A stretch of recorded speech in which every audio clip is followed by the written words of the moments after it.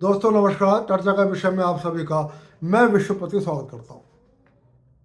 आज चर्चा करूंगा सितंबर के उन 3 दिनों पर 18, 19, 20 सितंबर जो कांग्रेस के लिहाज से और उसमें भी खास तौर से राहुल गांधी के लिहाज से बेहद चिंतित करने वाले हैं।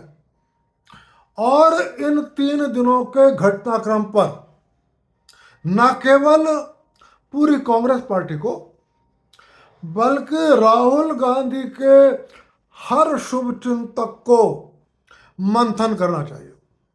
लेकिन दोस्तों उससे पहले आज से ही नवरात्र का उत्सव शुरू हो रहा है। आप सभी को नवरात्र के बहुत बहुत शुभकामनाएं। आपने पढ़ा होगा डोनाल्ड ट्रंप ने अप्रवासी कुशल कामगारों को लेकर H1B वीजा को लेकर एक और कड़ा कदम उठाया है।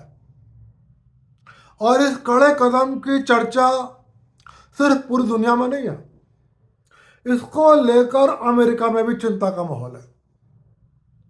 अमेरिका के उद्योगपति और पूर्व में राष्ट्रपति ट्रंप के बहुत नजदीकी एलन मस्क ने भी उसको लेकर एक बड़ा कड़ा बयान दिया है।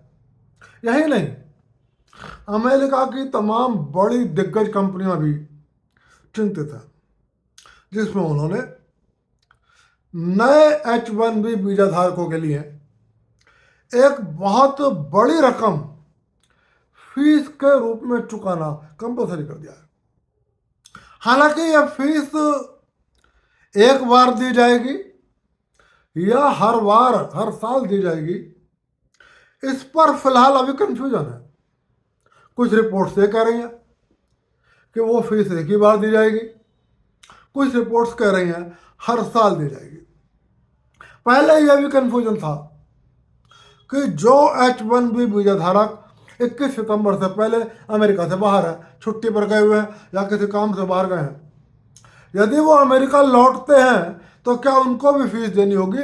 उस पर स्पष्टीकरण आ गया है कि उनको फीस नहीं देनी पड़ेगी। इस कदम का सबसे ज्यादा असर भारत पर इसलिए पड़ेगा क्योंकि अमेरिका में सबसे ज्यादा कुशल कामगार जो है प्रवासी हैं, उसमें 70% भारतीय बताए जाते हैं। हालांकि फिलहाल विशेषज्ञों का कहना है कि ऐसा नहीं है कि भारतीय कामगारों पर ही असर पड़ेगा। लोगों का कहना है कि डरने की जरूरत नहीं है। भारतीय कामगार क्षणिक रूप से प्रभावित हो सकते हैं, लेकिन लंबे समय में नुकसान अमेरिका को ही होगा। फिलहाल अभी इसको इस विषय पर देखना होगा। उधर डोनाल्ड ट्रंप ने एक और सख्त कदम उठाते हुए घोषणा करी है कि वो काबुल के बगराम एयरबेस पर दोबारा से कब्जा हासिल करेंगे। बगराम एयरबेस दुनिया का सबसे बड़ा एयरबेस बताया जाता है और इसको तैयार भी अमेरिका ने किया है, इसमें कोई दो राय नहीं। और बहुत ईमानदारी से यदि मैं बात करूं तो बाइडेन प्रशासन ने बगराम एयरबेस को तालिबान को सौंप कर अमेरिका के दृष्टिकोण से एक बहुत बड़ी गलती करी थी। फिलहाल ट्रंप ने कहा है कि वो किसी भी कीमत पर बगराम एयरबेस को हासिल करेंगे। हालांकि उन्होंने कहा है कि हम इसलिए हासिल करना चाहते हैं क्योंकि बगराम से चीन का परमाणु केंद्र मात्र 1 घंटे की दूरी पर है। लेकिन निश्चित रूप से वो बगराम से भारत को भी नियंत्रित करना चाहेंगे। फिलहाल जब तालिबान ने कहा कि अब वो बगराम नहीं सौंपेंगे, तो ट्रंप का यह बयान आ गया है कि यदि तालिबान ने ना नुकर करी और बगराम एयरबेस को नहीं सौंपा तो परिणाम बहुत बुरे होंगे। अमेरिका किसी भी कीमत पर, किसी भी परिस्थिति में बगराम एयरबेस को हासिल करेगा। इस बात को स्पष्ट सुन ले तालिबान की सरकार। फिलहाल दोस्तों लेके चलता हूं 18, 19, 20 सितंबर के ऊपर। आखिर ऐसा क्या हुआ 18 सितंबर को कि एक बार की कोई लगा बहुत सारे लोगों को? हो सकता है दोपहर, हो सकता है 18 सितंबर की रात, हो सकता है 19 सितंबर, और नहीं तो 20 सितंबर हिंदुस्तान की सड़कों पर जनता का सैलाब आ जाए और भारत में वही परिस्थितियां पैदा हो जाएं जो श्रीलंका में हुई थी, जो पाकिस्तान में हुई थी, जो बांग्लादेश में हुई थी, और जो अभी चंद दिन पहले नेपाल में हुई थी। ऐसा इसलिए क्योंकि 18 सितंबर को राहुल गांधी ने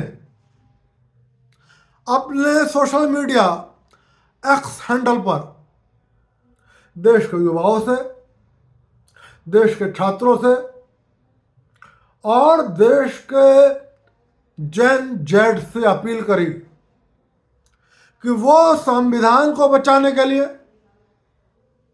वो वोट चोरी को रोकने के लिए सड़कों पर उतरे। और राहुल गांधी ने अपने स्टेटस में यह भी लिखा कि वो युवाओं के, छात्रों के और जेन जेड के साथ खड़े हुए हैं।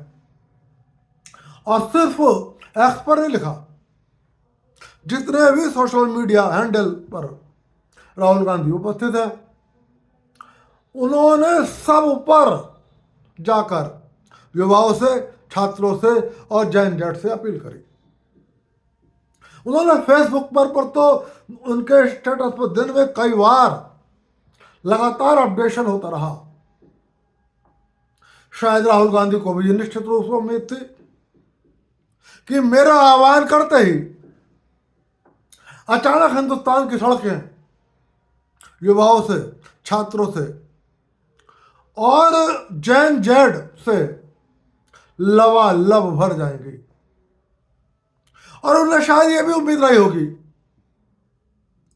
कि सिर्फ योगी, नीतीश या और स्थानीय नेताओं का नहीं, हो सकता है अमित शाह, राजनाथ सिंह और नरेंद्र मोदी को भी छुपना पड़े। जैसे ये हैंडल आया, इस हैंडल पर उनका स्टेटस आया, अचानक देश में एकदम चर्चा सी फैल गई कि राहुल गांधी ने एक बहुत बड़ी अपील कर दी है। देखते ही देखते, चाहे वो एक्स हो, चाहे वो स्थानीय व्हाट्सएप ग्रुप मैसेजेज हो, चाहे फेसबुक हो या और सोशल मीडिया प्लेटफॉर्म्स हो, वहां अचानक इस तरीके की खबरें फैलने लगी कि आज बहुत बुरा हो सकता है। और पूरी उम्मीद थी कि दिल्ली, लखनऊ, पटना, तेलंगाना, केरला या बंबई में बड़ी संख्या में छात्र, युवा और जेन जेड आज सड़कों पर उतरकर हंगामा कर सकते हैं। हालांकि भाजपा की ओर से किसी प्रकार की बेचैनी नहीं दिखाई गई। ना भाजपा के सहयोगी दलों ने और ना भाजपा के सहयोगी संगठनों ने किसी प्रकार की बेचैनी दिखलाई। शायद उन्हें आभास था, शायद उन्हें जमीनी हकीकत का अंदाजा था। सच पूछो तो मुझे भी ये उम्मीद थी। और जैसे ही मैंने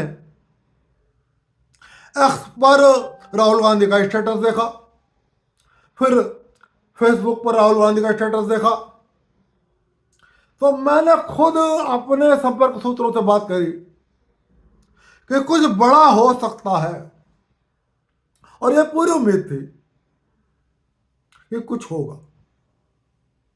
लेकिन ना दिल्ली भी शांत रही, लखनऊ भी शांत रहा, पटना भी शांत रहा, बंबई भी शांत रहा, पूरा दक्षिण भारत, पूरा उत्तर भारत, पूरा नॉर्थ ईस्ट, पूरा पश्चिमी भारत शांत रहा।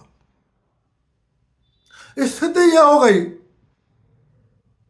कि कहीं पर कोई कांग्रेस पार्टी का युवा नेता या एनएसयूआई जो उनका छात्र संगठन है वो उसके बड़े नेता या कांग्रेस पार्टी के बड़े नेता कहीं लखनऊ, दिल्ली, पटना, बंबई, कहीं पर भी लाखों की बात छोड़ दो, हजारों की बात छोड़ दो, 100-200 युवाओं को, छात्रों को, जैन जेड के लोगों को सड़क पर एकत्रित नहीं कर सके।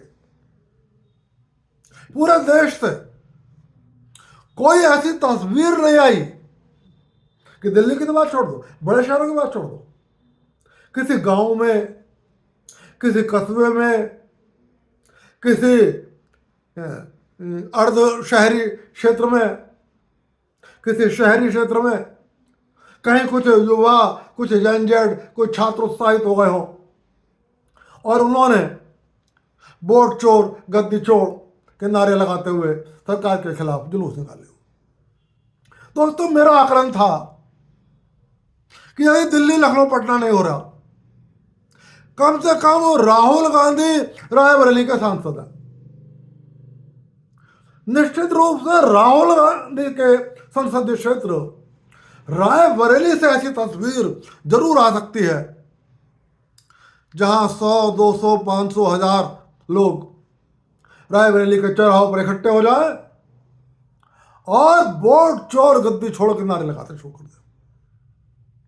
उम्मीद मुझे अमेठी से भी थी, क्योंकि अमेठी को सोनिया गांधी, प्रियंका वाड्रा, राहुल गांधी अपना क्षेत्र मानते हैं। फिलहाल भी कहा यह जाता है कि कांग्रेस पार्टी का एक कर्मचारी अमेठी संसदीय क्षेत्र को रिप्रेजेंट करता है। कुछ लोग उन्हें गांधी परिवार का भी निजी कर्मचारी कहते हैं। उम्मीद थी कि अमेठी से भी ऐसी फोटो आ सकते हैं कि अमेठी के चौराहों पर वोट चोर, गद्दी छोड़ के नारे लगाते हुए भीड़ दिखाई देती है। और रायबरेली और अमेठी की बात छोड़ दो, केरल में तो भाजपा की सरकार भी नहीं है, यूपी में तो भाजपा की सरकार है, हो सकता है योगी जी का खौफ होता हो। केरल में तो वामपंथियों की सरकार है और वामपंथी राहुल गांधी के इस झूठे नारे वोट चोर, गद्दी चोर में राहुल गांधी की पूंछ पकड़े पकड़े घूम रहे हैं। तो मुझे ये उम्मीद थी कि वायनाड से तो कोई रोक ही नहीं सकता, और वायनाड में तो मुस्लिम्स और क्रिश्चियंस की मेजॉरिटी लगभग 70 से 80% है, तो वहां तो ऐसा होगा ही कि वायनाड संसदीय क्षेत्र के हर चौराहे पर, हर गांव में, हर बड़े क्षेत्र में आज नारे लगेंगे। लेकिन दोस्तों, बहुत आश्चर्य के साथ कह रहा हूं, फिर कह रहा हूं, दिल्ली, बंबई को छोड़ दो, लखनऊ, पटना को छोड़ दो, यहां तक कि अमेठी, यहां तक कि रायबरेली और यहां तक कि वायनाड, जहां से प्रियंका वाड्रा सांसद है, जहां से राहुल गांधी सांसद है और जहां से उनका एक निजी व्यक्ति सांसद है, वहां पर भी खुद राहुल गांधी, खुद प्रियंका वाड्रा, खुद अमेठी का सांसद 150 छात्रों को, 150 युवाओं को या 150 जैन जेड के लोगों को सड़कों पर एकत्रित नहीं कर सका। ये कांग्रेस पार्टी के लिए बहुत चिंतित करने वाली बात है। और बात यही नहीं रुकी, 18 तारीख को राहुल गांधी ने अपील करी और 18 तारीख से लेकर 19 तारीख तक राहुल गांधी लगातार अपने सोशल मीडिया स्टेटस को अपडेट करते रहे। अगले दिन और भी बुरा हो गया। दिन था 19 सितंबर। 20 सितंबर, हाँ 19 सितंबर, 18 सितंबर को राहुल गांधी ने कॉल दी थी। 19 सितंबर को अमेरिकी कंपनी एप्पल ने अपने आईफोन 17 की भारत में बिक्री की घोषणा कर दी। अब तो पूरी उम्मीद थी कि जनजेड फिलहाल राहुल गांधी के नारे को लेकर जो कल तक सड़क पर नहीं आ पाया था, आज तो सड़कों पे उतरेगा। लेकिन दोस्तों, हमें बंबई से ऐसे फोटो तो नहीं मिले जहां युवा, जहां छात्र, जहां जनजेड वोट चोर, गद्दी छोड़ के नारे लगा रहे हो। रात के 12 बजे से लाइनों में लगे दिखे, और वो किस लिए? कि उनका कहना था कि मुझे सबसे पहले आईफोन 17 खरीदना है। यह बहुत बड़ा तमाचा था राहुल गांधी के मुंह पर, भारत के युवाओं का, भारत के छात्रों का, भारत के जनजेड का। इस पर अभी मजाक उड़ानी बंद नहीं हुई थी कि देश की राजधानी में तहलका मच गया। 19 तारीख को ही दिल्ली यूनिवर्सिटी के छात्र संघ के चुनाव परिणाम आने थे, और जहां बहुत कड़ा मुकाबला हो रहा था, एबीवीपी, अखिल भारतीय विद्यार्थी परिषद, जो भाजपा का छात्र संगठन है उसमें, और कांग्रेस पार्टी के छात्र संगठन एनएसयूआई में, आप इस चुनाव की गंभीरता का अंदाजा इस बात से लगा सकते हैं कि दिल्ली यूनिवर्सिटी के छात्र संघ का एनएसयूआई के अध्यक्ष पद का प्रत्याशी कौन होगा, यह फैसला खुद राहुल गांधी ने करा था। और उन्होंने मल्लिकार्जुन खड़गे और जयराम रमेश को यह जिम्मेदारी सौंपी थी कि मुझे किसी भी कीमत पर दिल्ली डीयू का अध्यक्ष पद चाहिए। उन्हें पूरी उम्मीद थी कि दिल्ली के अंदर, डीयू के अंदर छात्र संघ का चुनाव एनएसयूआई जीतेगी, और उन्होंने यही सब सोचकर वो दिन चुना था कि 18 को मैं कॉल दे रहा हूं, 18 को नहीं तो 19 तारीख को, जब दिल्ली के अंदर एनएसयूआई का अध्यक्ष चुना जाएगा, तो दिल्ली के अंदर नारे लगेंगे वोट चोर, गद्दी चोर। लेकिन यहां पर भी सरप्राइजिंग परिणाम आया।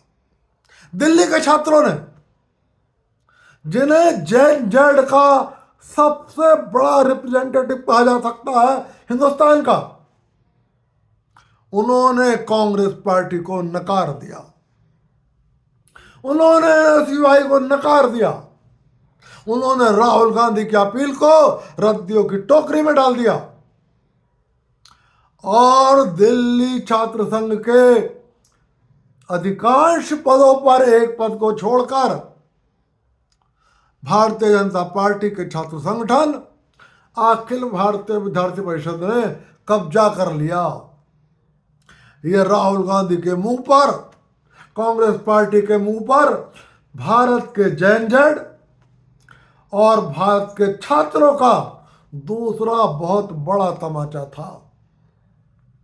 और तमाचा यही नहीं रुका, अब आता है दिन 20 सितंबर का। अभी कांग्रेस पार्टी उम्मीद कर रही है, आशा कर रही है कि राहुल गांधी ने अपील कर दी है, जनजेड, युवा, छात्र सड़कों पर आता ही होगा। 20 तारीख को चुनाव परिणाम आना था हैदराबाद सेंट्रल यूनिवर्सिटी छात्र संघ का। इस विश्वविद्यालय के छात्र संघ पर हमेशा वामियों का कब्जा रहता है, वामपंथियों का कब्जा रहता है।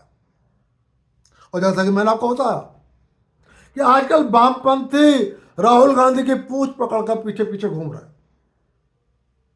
अब चूंकि हैदराबाद सेंट्रल यूनिवर्सिटी वामपंथियों के कब्जे में रहती है, तो यहां तो एक डर था कि अब 18 गई, 19 गई, लेकिन आज 20 तारीख को हैदराबाद में एनएसयूआई जीतेगी, एनएसयूआई नहीं जीतेगी तो वामपंथी जीतेंगे।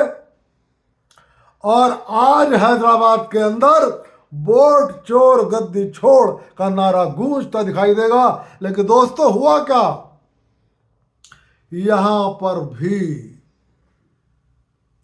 वामपंथी संगठनों के मुंह पर और कांग्रेस के छात्र संगठनों के मुंह पर भारत के युवाओं ने, भारत के छात्रों ने और भारत की जन जड़ ने एक जोरदार तमाचा मार दिया और एक नया इतिहास रचते हुए हैदराबाद सेंट्रल यूनिवर्सिटी के अध्यक्ष पद सहित सभी प्रमुख पदों पर अखिल भारतीय विद्यार्थी परिषद ने कब्जा कर लिया। इस तरह से 18, 19, 20 तीनों दिन बीत गए। राहुल गांधी की अपील पर ना कहीं युवाओं में जोश दिखा, ना कहीं छात्रों में जोश दिखा। यहां तक कि जो छात्र वोट देकर भी समर्थन दे सकते थे उन्होंने भी नहीं दिया। और तो और अभी राहुल गांधी बिहार में एक बहुत लंबी चौड़ी यात्रा निकाल कर आए हैं और आपने देखा होगा वो बिहार के सजा याफ्ता अदालत द्वारा प्रमाणित चारा चोर के समर्थन से उसके बेटे को लेकर उन्होंने बिहार में यात्रा निकाली। और वो चारा चोर के दबाव में इतने थे कि उन्होंने अपनी पार्टी के नेता, जिन्होंने कभी नारा लगाया था भारत तेरे टुकड़े होंगे इंशाअल्लाह 1000, कन्हैया कुमार, उनको भी अपने मंच पर नहीं चढ़ने दिया क्योंकि उनके चढ़ने से तेजस्वी यादव नाराज हो जाते। और तो और पूर्णिया से सांसद, निर्दलीय सांसद जो बाद में कांग्रेस पार्टी में शामिल हो गए, पप्पू यादव को भी मंच पर नहीं चढ़ने दिया गया और मंच के नीचे बैठकर पप्पू यादव को रोते हुए पूरे बिहार ने और पूरे देश ने देखा। उस बिहार के अंदर भी किसी ग्राम पंचायत, किसी नगर पंचायत, किसी नगर पालिका, किसी जिला मुख्यालय पर या पटना के अंदर 100, 50, 200, 1000, 500 लोग राहुल गांधी की अपील पर इकट्ठे नहीं हुए। दोस्तों ये बेहद चिंता का विषय है। कांग्रेस पार्टी के लोगों को और राहुल गांधी को आत्ममंथन जरूर करना चाहिए। राहुल गांधी को पूरी उम्मीद थी क्योंकि नेपाल में भी हो चुका और सोशल मीडिया पर कांग्रेस के समर्थक जिस दिन से नेपाल में हुआ उस दिन से लगातार कह रहे थे वो दिन आने वाला है जब मोदी को दिल्ली छोड़नी होगी, जब अमित शाह को दिल्ली से भागना होगा। और इसी उत्साह में राहुल गांधी ने अपील कर दी। लेकिन यह अपील सिर्फ फ्लॉप नहीं हुई, बल्कि डीयू के छात्रों ने, हैदराबाद सेंट्रल यूनिवर्सिटी के छात्रों ने, अमेठी, रायबरेली और वायनाड के लोगों ने और अभी जहां यात्रा करके आए थे बिहार, वहां के युवाओं ने, छात्रों ने और जनजड़ ने राहुल गांधी को साफ साफ बता दिया हम तुम्हारे साथ नहीं खड़े हैं। तुम देश में जो अराजकता फैलाना चाहते हो हम उसका समर्थन नहीं करते। हमारा आज भी विश्वास भारत की उन सेनाओं में है जिनसे तुम सबूत मांगते हो। हमारा विश्वास उस नरेंद्र मोदी में है जो पाकिस्तान को भी चुनौती देता है, जो बांग्लादेश को भी चुनौती देता है, जो चुनौती चीन को भी देता है और जो चुनौती अमेरिका को भी देता है। उन्होंने कहा कि हमारा विश्वास उस नीतीश कुमार और उस योगी में है जिसके बारे में आप तरीके की बात करते हो। दोस्तों, हालांकि मैंने एक पत्रकार का एक लेख पढ़ा, मुझे नहीं पता कि उस लेख में कितनी सच्चाई है और कितना झूठ है, लेकिन वो पत्रकार कांग्रेस के प्रति अपनी वफादारी के लिए जाने जाते हैं। हालांकि वो बिल्कुल अंधभक्त के रूप में, कांग्रेस के अंध समर्थक के रूप में नहीं लिखते, लेकिन कांग्रेस के लिए उनकी सिंपैथी है। उन्होंने एक सोशल मीडिया पर एक विस्तृत पोस्ट डाली जिसमें उन्होंने लिखा कि जिस तरीके से राहुल गांधी की अपील को देश के हर गांव ने नकार दिया, कांग्रेस के बड़े नेताओं में चिंता व्याप्त हो गई है। और उन्होंने यह भी लिखा कि मेरी जानकारी के हिसाब से कांग्रेस के कई बड़े नेताओं ने आपस में टेलीफोन पर संपर्क किया और कहा कि राहुल गांधी गलत रास्ते पर जा रहे हैं। उन्होंने आपस में कहा कि राहुल गांधी कांग्रेस के रास्ते में कांटे बो रहे हैं और वो जिन कांटों को सड़क पर बिखेर रहे हैं वो राहुल गांधी का भी रास्ता रोकेंगे, वो कांग्रेस का भी रास्ता रोकेंगे और कांग्रेस को भविष्य में सत्ता मिलने की हर संभावना को धूमिल कर देंगे। लेकिन उनमें इस बात को लेकर सहमति नहीं बन पाई कि राहुल गांधी से कौन जाकर ये बात कहे कि तुम्हारी बातों का हिंदुस्तान की जनता पे कोई असर नहीं है, क्योंकि जो भी कहेगा राहुल गांधी उसे कांग्रेस पार्टी से निकालकर बाहर खड़ा कर देंगे या राहुल गांधी उसको अपमानित कर देंगे। क्योंकि अधिकांश लोगों का कहना है कि राहुल गांधी उम्र का ख्याल नहीं रखते, वो कांग्रेस पार्टी के बड़े बड़े नेताओं को अपने कार्यालय में बुलाते हैं और यदि वो नाराज हैं तो उसकी बेइज्जती कर देते हैं।